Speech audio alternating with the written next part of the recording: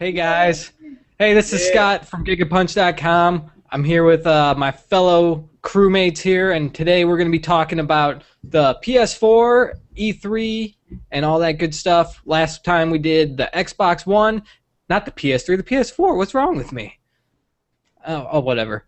PS4. Pretty boring if you're talking We could talk about the PS3, but okay, PS4. One of the biggest things they announced at E3 was that actually they didn't really announce it. They kind of like mentioned it briefly and then like kind of just didn't talk about it anymore.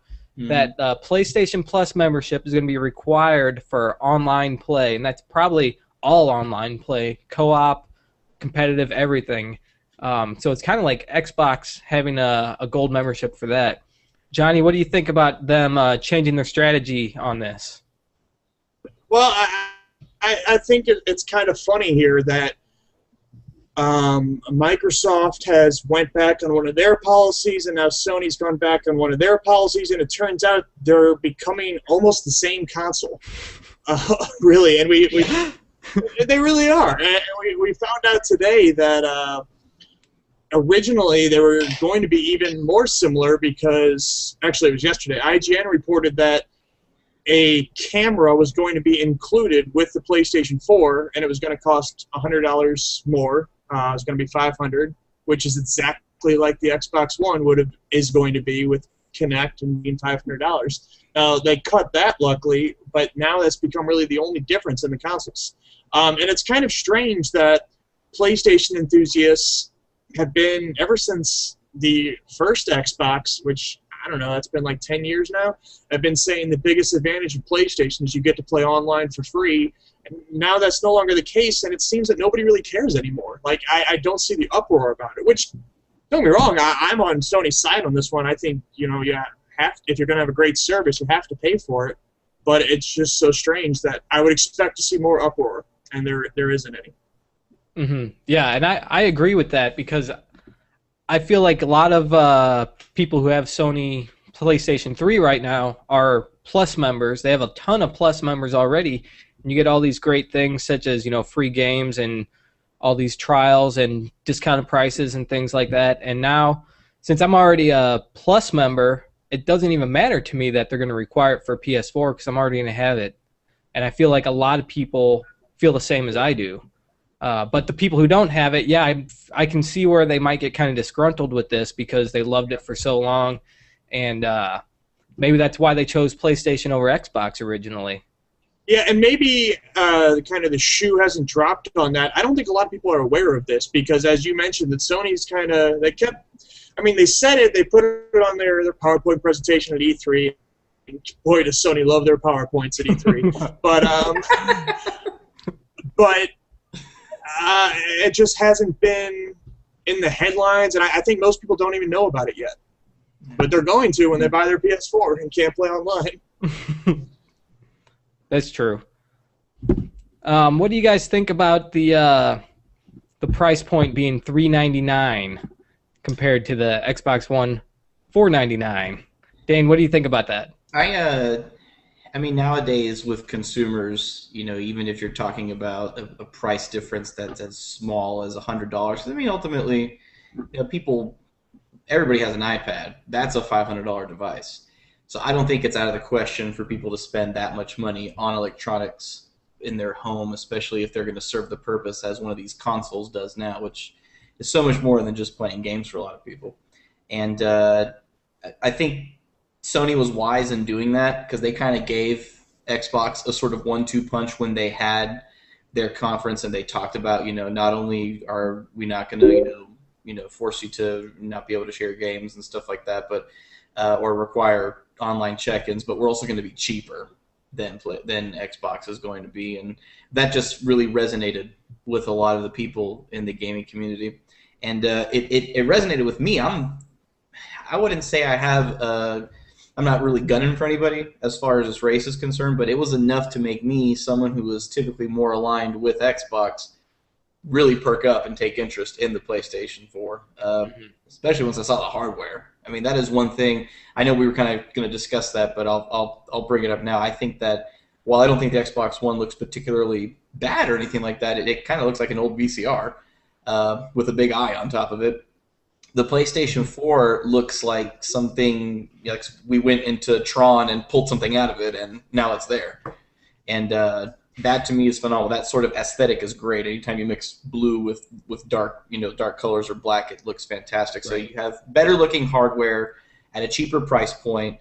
None of the camera gimmick stuff included, which Kinect is definitely more oriented towards the casual gamers than it is the hardcore gamers.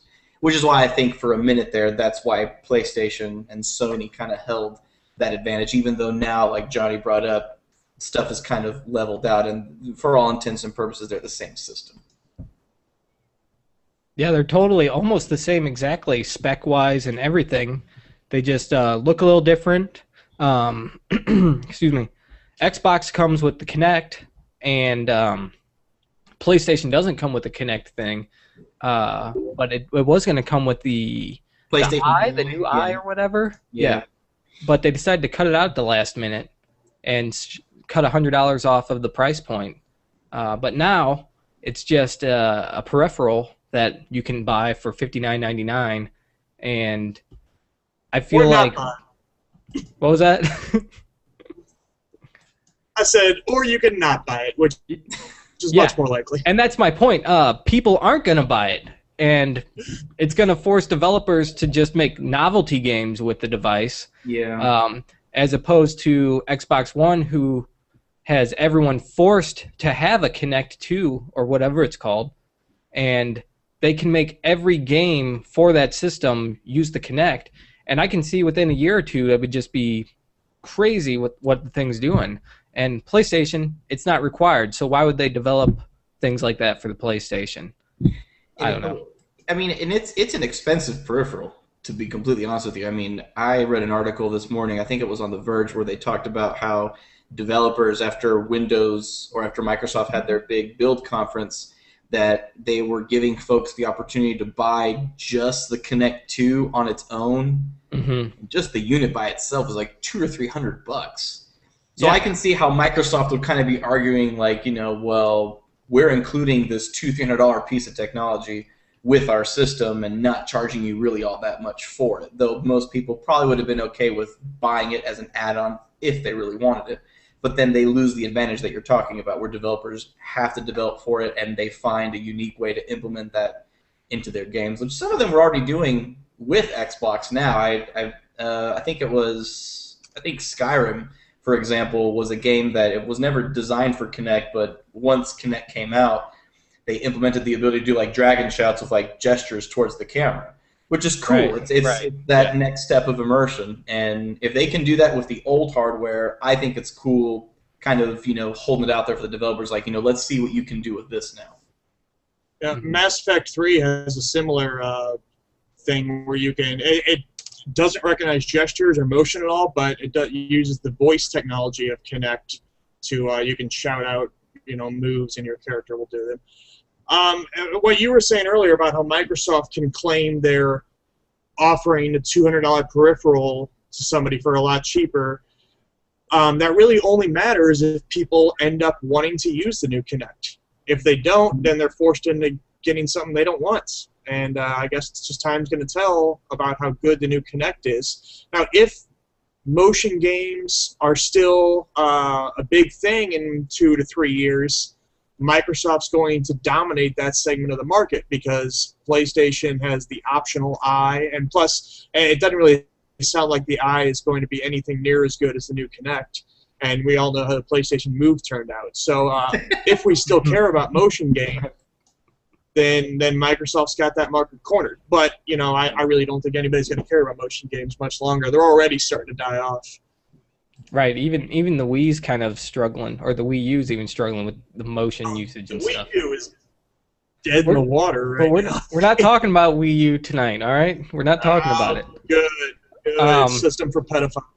Let's talk about the indie games on PS4. Sony has become sort of the go-to place for indie games as opposed to Xbox, and there were some pretty awesome looking ones here. And they're making it really easy for these developers to just put games out and stuff. I think it's going to be a big coup for them over Xbox. I'm not too familiar with their indie arcade in the Xbox marketplace right now. Have you ever used that, Johnny? Yeah, it's pretty good. I wouldn't necessarily say Sony has an advantage there, personally. I mean, things like Super Meat Boy is a great indie game. I don't think that's available on PlayStation. No, it's not. Yeah. And there are more examples, too. But I don't know. I mean, there's definitely great indie games on both sides, I think. Yeah, I think Bastion was an Xbox exclusive. But now I think they're coming out with Transistor, which is a PlayStation exclusive for Sony. Yeah. Yeah. Mm-hmm. You know what's one of the cool things that Sony talked about, and this does have to do with indie games, and really any game that you would download digitally instead of getting a retail version, is you can, due to their streaming, I forget the name. They bought some company that does streaming. Gaikai? Yeah, that's it. And now you can kind of instantly try a demo out in the store, like without having to wait for it to download, which sometimes those downloads, even for a demo, would take like an hour and a half. So it's like, I want to try out this game, but not enough to wait an hour and a half. Now, if the system works as they're advertising it, you can try it instantly. So an indie game, if it's just a concept that catches my interest, I'm more likely to give it a chance, and if I like it, I'll buy it, than I was when I had to wait forever to download it. Right, and like with the PS Plus members, they get 1 hour free trials of the game. It's not a demo, but they get an hour trial of the game. It's just the full game. They don't have any limits to it. They just get 1 hour to play it. So with this streaming service, they can just at a click of a button start playing this game for an hour. And you don't have to wait forever to download it, because I've downloaded demos, and then when it was done, I was like, well, I don't want to play it anymore. Yeah, but I mean, I've heard kind of conflicting reports on Gaikai and really any streaming games too. Microsoft's doing something kind of similar as well. That a lot of times there's just such an issue with lag that it becomes almost unplayable. So it really, I mean, if they can nail it, if they can get the technology down pat, that could be amazing. But who knows? Eventually it'll get that way, but it might be kind of shitty right off the bat. We'll have to wait and see, I guess. Yep. We'll definitely have to wait and see. Well, I think we're about out of time, guys, so let's say goodbye to everyone. Say goodbye, Johnny. Bye. Bye. Splash. See you, Dane. Bye, everybody. We didn't do intros, so we're doing outros. Bye, everyone. Stay tuned for more videos at gigapunch.com. Shut up, John. And check out our YouTube page and Facebook page, Twitter page, at Gigapunch, facebook.com/Gigapunch. Go to the website. We got great articles and videos up there. So we'll see you next time. Bye.